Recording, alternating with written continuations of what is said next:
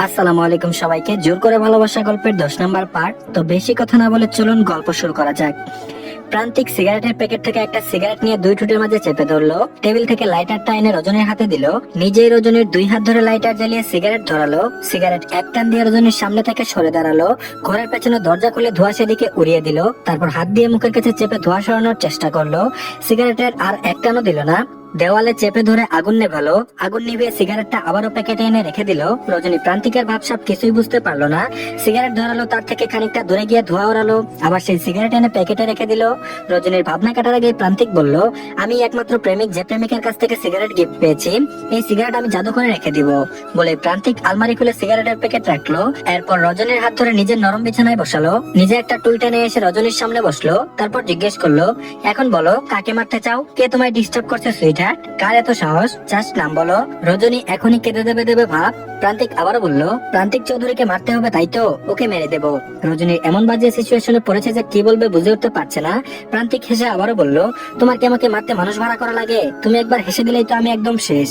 আমি মরে গেলে কি তুমি খুশি হবে, নাকি আমার হাত পা ভেঙে পঙ্গু করতে পারলে তুমি খুশি হবে? প্রান্তিক এইবার থমথমের মধ্যে কথাটা বলল। চোখ দুটো স্থির হয়ে তাকিয়ে আছে রজনীর মুখবদনে।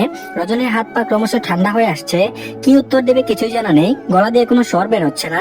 গায়ের সমস্ত বল যেন ক্ষয় হয়ে যাচ্ছে। হয়ে চোখ মুখ আরো শুকিয়ে এলো। তার মতো এমন বাজে সিচুয়েশনে এর আগে পৃথিবীর কেউ পড়েছে কিনা সন্দেহ। রজনী নিচু হয়ে তাকিয়ে আছে, শরীর কাঁপছে থরথর করে। প্রান্তিক আবারও প্রশ্ন করলো, আনসার মি, কোনটা হলে তুমি খুশি হবে? রজনীর মুখে কোনো কথা নেই। এসব প্রশ্নের উত্তর দেওয়ার মতো শক্তি আর সাহস কোনোটাই তার নেই। প্রান্তিক আবারও বলল, কি আশ্চর্য, তুমি চুপ করে আছো কেন? চুপ থাকলে তো হবে না মিস রজনীগন্ধা। তুমি কি ভেবেছিলে আমাকে মেরে ফেললে তোমার পিছু নিব না? আমি ইহকাল পরকাল কোনো কালেও তোমার পিছু ছাড়বো না। আল্লাহ আমার আয়ু শেষ না করলে পৃথিবীতে এমন কেউ নেই যার ক্ষমতা আছে আমাকে মারার। চাইলে তুমি আমাকে মারতে পারো, এছাড়া আর কোনো বৃথা চেষ্টা করে লাভ নেই। আর যদি আমার হাত পা কোনোভাবে ভেঙেও যায়, হুইল চেয়ারে বসেও তোমার পিছু নিব, মাইন্ড ইট। রজনী এবার বুঝতে পারলো প্রান্তিকের হাত থেকে রক্ষা পাওয়া তার ইহকালেও সম্ভব নয়। আজকের পর সে শিওর হয়ে গিয়েছে প্রান্তিক চৌধুরী যা তা কেউ নয়। সে যতটা ভয়ানক ভেবেছিল তার থেকে বেশি ভয়ানক। প্রান্তিক কোনোদিনও তার পিছু ছাড়বে না। জীবনে কি পাপ করেছিল সেটাই ভাবছে, নইলে প্রিয়তাই বা কেন তার বেস্ট ফ্রেন্ড হতে যাবে? দুনিয়ায় কি ফ্রেন্ড হওয়ার মতো আর কোনো মেয়ে ছিল না? প্রান্তিক কিছুক্ষণ থমেরে বসে থেকে আবারও প্রশ্ন করলো, কি সমস্যা তোমার? আমাকে বিয়ে করতে চাও না তুমি?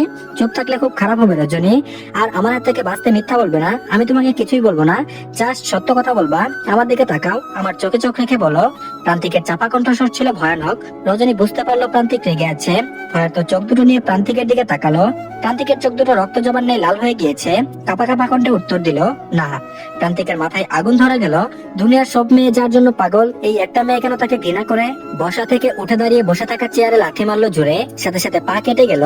পা দিয়ে গড়িয়ে পড়লো রক্ত। হুঙ্কার ছেড়ে বলল, তুই আমাকে বিয়ে করবি না? আমার অপরাধ কি? আমাকে বিয়ে করবি না যখন, তাহলে আমার সামনে নাচতেছিলি কেন? আমি কি বলেছিলাম আমার সামনে এসে নাচানাচি করতে? ওইভাবে হাসছিলি কেন? আমার নয়নে নেশা লাগালি কেন?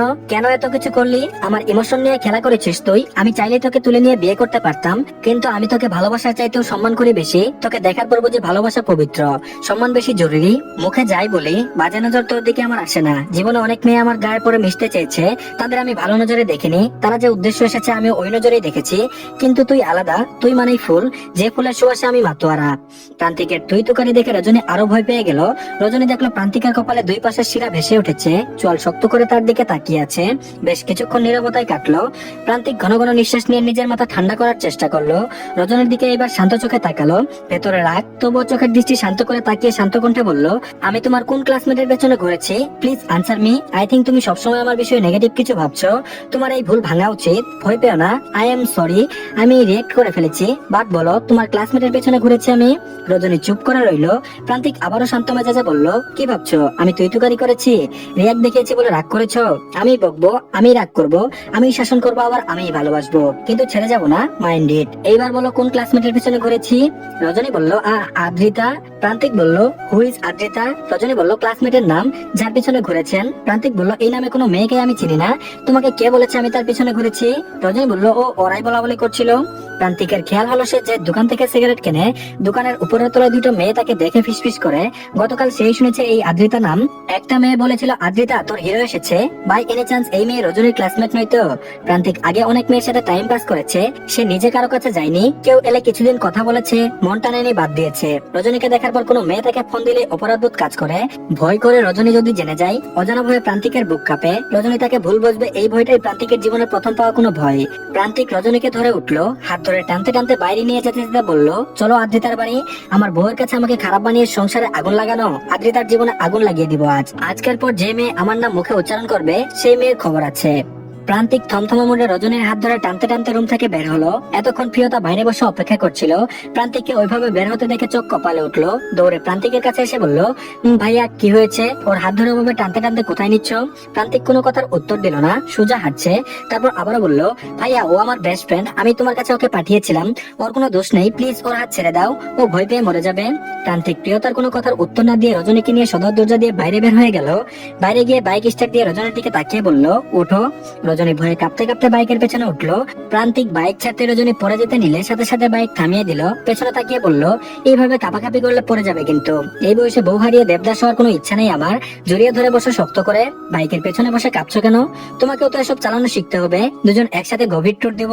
রজনী প্রান্তিকের ঘাড়ের উপর হাত রাখলো। প্রান্তিক বলল, কোমর জড়িয়ে ধরে বসো, আমি এবার জোরে ছাড়বো বাইক। রজনী প্রান্তিকের কোমর জড়িয়ে ধরে বসলো। প্রান্তিক বেশ স্পিডের সাথেই বাইক ছাড়লো।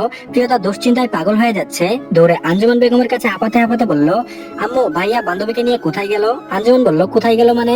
প্রিয়তা বলল, হ্যাঁ হাত ধরে টানতে টানতে বাইকে উঠে কোথায় যেন নিয়ে গেল। আঞ্জুমান বলল, তোমার ভাইয়া তো এ ধরনের কোনো ছেলে নয়, নিজের বাড়িতে কোনো মেয়ে আসলে তার হাত ধরে টেনে নিয়ে যাবে। সত্যি করে বলো তো কি গোলমাল পাকিয়েছো? জানো না তোমার ভাইয়ের রাগ হলে মাথা ঠিক থাকে না? কি করেছো তোমরা? আজ এমন একটা খুশির দিনে এসব না করলে হতো না। প্রিয়তা বলল, আসলে আমি রজনীকে বলেছিলাম ভাইয়াকে এক প্যাকেট সিগারেট দিতে, ও দিতে চাইনি, আমি জোর করেছিলাম। আঞ্জুমান বলল, তুমি তুমি এই কাজ কেন করতে গেলে? তোমার ভাইয়ার মনে হয় এই কাজ পছন্দ হয়নি। প্রিয়তা বলল, ভেবেছিলাম রজনীর চেহারা দেখলে ভাইয়া যদি মেয়েকে ভুলে রজনীকে বিয়ে করতে চাই। আঞ্জুমান বলল, তোমার ভাইকে তুমি চিনো না? সে একবার যখন বলেছে সে মেয়েকে বিয়ে করবে, তুমি যতই সুন্দরী মেয়ে এনে দাও তার মনে লাগবে না। সারা দেশ ঘুরে বেড়ায় তোমার ভাই, কম সুন্দরী মেয়েও দেখেনি জীবনে, তাই তোমার রজনীকে ভাইয়ের সামনে নিয়ে দেখাতে হবে। প্রিয়তা বলল, আম্মু এখন কি করতে হবে তাই বলো, ভাইয়া ওকে কোথায় নিয়ে গেল? আঞ্জুমান বলল, এই মেয়েটার জন্য অশান্তির শেষ নেই। আঞ্জুমান শ্রাবণকে ফোন করলো।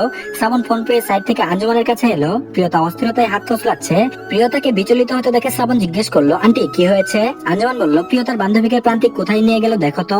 শ্রাবণ বলল, কোন বান্ধবী? প্রিয়তা চিন্তিত কণ্ঠে বলল, রজনী। নামটা শ্রাবণের কাছে যেতে শ্রাবণ অবাক হয়ে বলল, কি বললে? রজনী? প্রিয়তা বলল, হ্যাঁ। রজনী বলল, আরে ভাই যে মেয়েকে পছন্দ করে তার নামও তো রজনী। আঞ্জুমান বলল, হ্যাঁ তাই তো, রজনী তো নাম মেয়েটার, আমাদের গ্রামেই বাড়ি। প্রিয়তা বেশ অবাক হলো, অবাক হয়ে বলল, ওর বাড়িও তো আমাদের গ্রামেই। শ্রাবণ বলল, তাহলে কি তোমার বান্ধবী তোমার ভাবি হচ্ছে? প্রিয়তার মাথায় কিছুই ঢুকছে না, এমন হলে সে খুশিতে পাগল হয়ে যাবে। প্রিয়তার মন পজিটিভ সিগন্যাল দিচ্ছে, সে এখনো শিওর না তার ভাই ফিরবে, সেই অপেক্ষায় পাগল হয়ে যাচ্ছে। প্রান্তিক যে দোকান থেকে সিগারেট কেনে সেই দোকানের সামনে গিয়ে বাইক থামালো। দোকানদার প্রান্তিককে খুব ভালো করে চিনে। প্রান্তিক বাইক থামিয়ে রজনীকে নিয়ে উপরে গেল। দোতলায় গিয়ে কলিং বেল চাপতে একজন দরজা খুললো। প্রান্তিককে দেখে বলল, আপনি কে? প্রান্তিক বলল, এটা কি আদ্রিতার বাসা? অবাস থেকে বলল, জি। প্রান্তিক বলল, বলুন প্রান্তিক দেখা করতে এসেছে, ওকে আমার নাম বলুন, ঠিক হয়ে চিনবে। মহিলাটি ভেতরে গিয়ে আদ্রিতাকে বলল, প্রান্তিক নামের এক ছেলে এসেছে দেখা করতে। আদ্রিতা খুশিতে লাফিয়ে উঠে দরজায় আসলো। আদ্রিতার পরনে গেঞ্জি, বুকে ওড়না নেই, পরনে 3/4। প্রান্তিক একবার তাকিয়ে আর তাকালো না। আদ্রিতা কি বলবে বুঝে উঠতে পারছে না, কিন্তু সাথে রজনীকে দেখে বেশ অবাক হলো। প্রান্তিক রজনীর দিকে তাকিয়ে বলল, এই সেই মেয়ে তাই তো? রজনী বলল, হুম। প্রান্তিক আদ্রিতার দিকে তাকিয়ে বলল, তুমি কি বলেছো আমার নামে? আমাকে নাকি চিনো তুমি? আদ্রিতা বলল, না মানে। প্রান্তিক বলল, আমি তোমার পিছে পিছে ঘুরছি কবে থেকে? আদ্রিতা বলল, না। প্রান্তিক বলল, তাহলে কলেজে গিয়ে এসব বলেছো কেন? আমার বউ তোমার জন্য আমাকে চরিত্রহীন ভাবছে। আদ্রিতা বলল, ও আপনার বউ? প্রান্তিক বলল, হ্যাঁ আমার বউ। এখন তুমি বলো আমার নামে এসব কেন গুজব ছড়িয়েছো? একটা থাপ্পড় দিব জাস্ট কানে। উঠে দাঁড়িয়ে আর তখন আমাকে চিনবে না, থার্ড ক্লাস মেয়ে কোথাকার। প্রান্তিকের চেঁচামেচিতে ভেতর থেকে আদ্রিতার বাবা মা বেরিয়ে এলো। এইভাবে একটা ছেলেকে তাদের মেয়ের সাথে চেঁচামেচি করতে দেখে বলল, কি হয়েছে? প্রান্তিক বলল, আপনার মেয়ের কাছে জিজ্ঞেস করুন, আমার নামে কলেজে গিয়ে আমার বউয়ের সামনে বলেছে আমি নাকি ওর পেছনে ঘুরি। এভাবে আমার জীবনের সংসারে আগুন লাগানোর জন্য আপনাদের মেয়েকে যা করা উচিত আমি তা করলাম না, শুধু আপনাদের সম্মানের কথা ভেবে, না হলে গাল মুখ ভেঙে দিতাম রাস্তায় নিয়ে। এই মেয়ে আমার বউকে বলো, তুমি মিথ্যা বলেছো কেন? না হলে খুব খারাপ হবে। আদ্রিতা বলল, আমি মিথ্যা বলেছি রজনী, মজা করে বলেছিলাম। প্রান্তিক বলল, আর কোনোদিন যদি আমার নাম মুখে উচ্চারণ করো সেই দিন তোমার এই মুখ আর কথা বলার মতো রাখবো না। আমি নিজ থেকে সিগারেট কিনে তোমাকে দেখি না। আদ্রিতা কিন্তু তার বাবা মা প্রান্তিকের ভাব খারাপ দেখে ক্ষমা চেয়ে আদ্রিতাকে গালি দিতে শুরু করলো। প্রান্তিক যাওয়ার সময় বলল, পোশাকের দিকে খেয়াল দিন আপনার মেয়ের। নিচে নামার সময় রজনী বলল, পোশাকে খেয়াল দিতে বললেন কেন? প্রান্তিক বলল, দেখলে না কি পোশাক পরা। রজনী বলল, আপনি তাকালেন কেন? না তাকালেই পারতেন। রজনীর কথাই কেমন জেলাসি। প্রান্তিক বাঁকা এসে বলল, মেয়েরা ভালোবাসুক আর না বাসুক, তার পেছনে ঘোরা ছেলে অন্য মেয়ের পিছনে ঘুরুক এটা চাই না। নিজে প্রেম করবে না, অথচ চাইতে থাকবে ছেলেটা চিরকুমার হয়ে তার পিছনে ঘুরতে থাকুক। কি চিজ আসলে মেয়েরা, বুঝি না। রজনী বলল, আমাকে চিজ বললেন? প্রান্তিক বলল, হ্যাঁ বললাম। ভয়ঙ্কর চিজ তুমি। আমাকে চোখের ইশারায় ঘুরিয়ে নিয়ে বেড়াচ্ছ। একবার চোখ দিয়ে তাকাও আর আমার সাড়ে সর্বনাশ ঘটে যায়। রজনীর একটু ভয় কমেছে, কিছুটা স্বাভাবিক হয়েছে। প্রান্তিক নিচে দোকানে গিয়ে দাঁড়িয়ে বলল, আমি স্মোক করবো, তুমি দাঁড়াও 2 মিনিট। স্মোকের নাম শুনে রজনীর দৃষ্টিতে রাগ ফুটে উঠলো। প্রান্তিক দোকান থেকে সিগারেট আর লাইটার নিয়ে সিগারেট ধরালো। জোরে জোরে কয়েকটা টান দিল, নাক দিয়ে ধোয়া ছেড়ে দ্রুত সিগারেট শেষ করলো। দোকানদার বলল, ভাই স্মোক করছেন, ভাবি রাগ করবে না? প্রান্তিক বলল, শুনে দেখো তোমার ভাবির কাছে। দোকানদার একটা বড় পলিথিনে কিছু খাবার নিয়ে বেরিয়ে এসে রজনীর হাতে দিয়ে বলল, ভাবি ভাই কিন্তু অতিরিক্ত সিগারেট খাই, আপনি নিষেধ করুন। রজনী দোকানদারের দিকে রাগে চোখে তাকিয়ে বলল, আপনি সিগারেট বিক্রি করেন কেন? না করলে তো আর কিনতে পারবে না। দোকানদার বলল, ভাবি না বেচলে খাবো কি? রজনী বলল, যারা সিগারেট খায় ওদের মাথা খাবেন। দোকানদার বলল, ভাই ভাবের কিন্তু রাগ হচ্ছে আমার উপর, আপনি সিগারেট খাওয়া ছেড়ে দিন। প্রান্তিক বলল, তোমার ভাবিকে বলো আমাকে বলতে। দোকানদার বলল, ভাবি ভাইকে বলুন, আপনি বললে আর খাবে না। রজনী বলল, তাহলে জীবনেও বলবো না। প্রান্তিক বলল, তোমার ভাবি যত এগিয়ে যাচ্ছে আমি ততই প্রেমে পড়ে যাচ্ছি। কি মুশকিল, তোমার ভাবি ভয় পেলেও প্রেমে পড়ছি। প্রেম তো দেখছি যে কোনো কিছু থেকে আসতে পারে, বলে প্রান্তিক চুলে আঙুল চালালো। তো ধন্যবাদ সবাইকে। এই পার্টটি এই পর্যন্তই, পরবর্তী পার্টও দিয়ে দেওয়া হয়েছে, কমেন্ট বক্সে লিংক পেয়ে যাবেন। তো সবাই দেখে নেবেন আর সবাই চ্যানেলটিকে প্লিজ সাবস্ক্রাইব করে দিন। আল্লাহ হাফেজ।